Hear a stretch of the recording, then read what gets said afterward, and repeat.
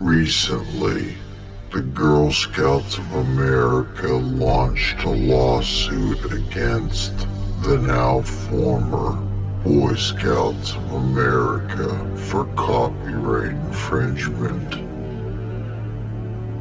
Anyone who knows the details of the case can see that it is not a frivolous one, as the Boy Scouts dropping boy from their name puts them into a perceived center organization, and all others to be viewed as lesser offshoots, when the original intent was for the Boy Scouts and the Girl Scouts to be viewed as organizations of equal status.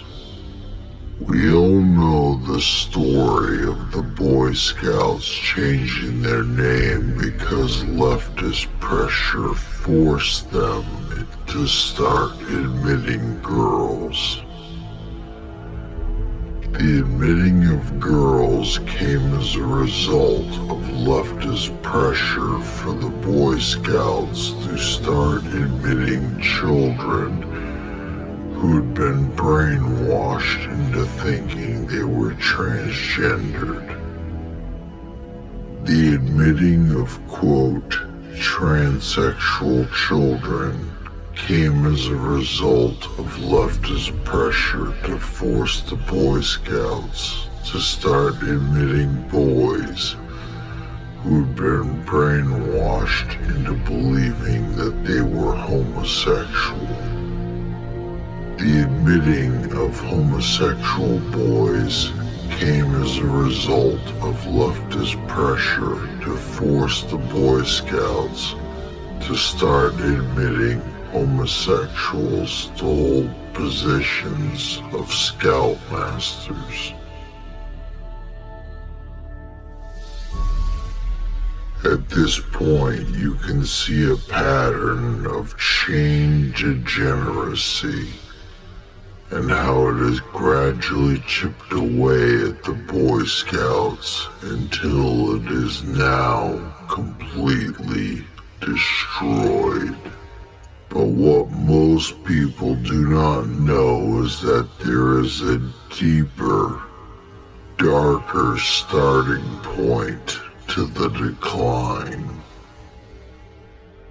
A sinister starting point. One that has been gaslighted out of the public's mind long ago. In 1979, the Boy Scouts was rocked with a major scandal. A scandal that rivaled Pizzagate. But this was officially confirmed, resulting in arrests and convictions. A story broke that a scoutmaster was discovered to be a homosexual who had been caught raping boys in his troop while on camping trips. The story went national. It wasn't long before it became known the scoutmaster had a long history of raping boys, as men who were scouts under him for years began stepping forward. In those times, admitting you were a victim of sexual assault did not earn you instant fame, honor, or praise like the Me Too movement of today. It was an admission of deep shame, so those who came forward were taken very seriously. Soon more young boys all across the world were stepping forward and coming together to find out that there were masses of scouts being raped by their scoutmasters. To the public's horror, it had become clear that the Boy Scouts was infested with homosexuals working their way into the ranks for easy access to young boys.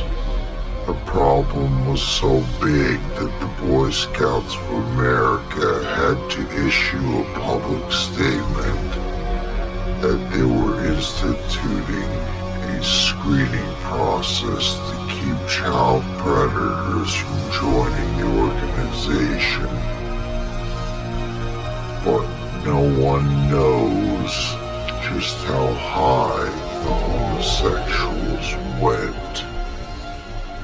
During this time, as the media was going full speed on reporting on child molesters on every street corner, the media was simultaneously running a full-scale operation to teach the public that a man who rapes a boy is not homosexual,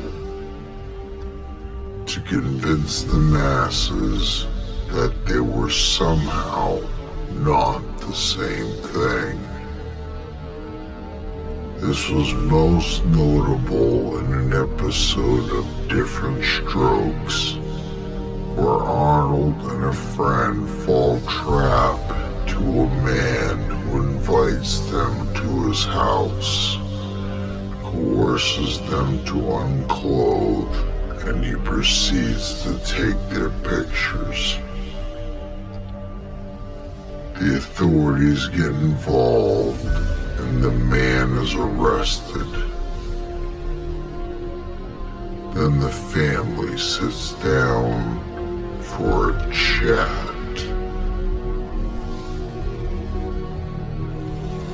The sad part is they can emotionally scar a child for life. Man, I never would have guessed that Mr. Horton was, gay. But he's not, Willis. That's the common fallacy about child molesters. They're not gay. They're only interested in little boys or little girls, not adults. I'm only 11 years old. Should I be hearing all of this? Gay.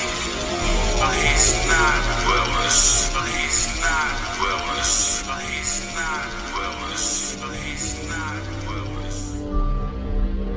The officer claims that a homosexual is a man who has sex with men, not boys. Therefore, the criminal was not a homosexual. Yet the Boy Scouts was forced to start admitting homosexual boys. This demonstrates the strict adherence the wording of a dictionary definition was used specifically to protect the homosexual community from their child predatory practices. After the Boy Scouts implemented their new policy, things became quiet. While cases of homosexual scoutmasters raping young boys continued, it had become more infrequent, and the media was no longer reporting the cases until it was both forgotten and accepted as just par of the course for being in the Scouts. Then in 2014, the Boy Scouts announced that they were going to allow homosexual boys. The following year, they lifted the ban on homosexual men holding the Scoutmaster positions. It was clear that the Boy Scouts had waited until their dark past had faded to time, as the 80s generation had grown up and moved on, and a fresh new crop of young boys was now being raised by degenerates of academia and the media. In the end, the homosexuals who were at the top of the Boy Scouts became free to have access to young boys. Boys who were open to experimentation to fit the new social trend. The Boy Scouts started as a great institution to teach young boys how to be self-sufficient men and valuable members of society. He was hated by those who hate Western society and know the best way to destroy our society is to start with our young men. Perverts moved to shift it away from the real perpetrators and try to portray straight men as the problem. And then once the homosexuals had free control over the organization, it was quickly dismantled in a possible act of both hatred and a vendetta for the 80s that saw so many of their fellow homosexuals put in prison for their crimes.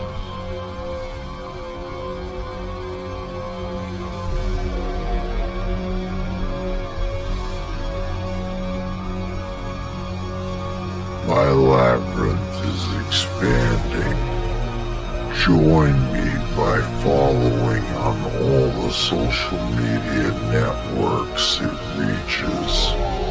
Links are in the description.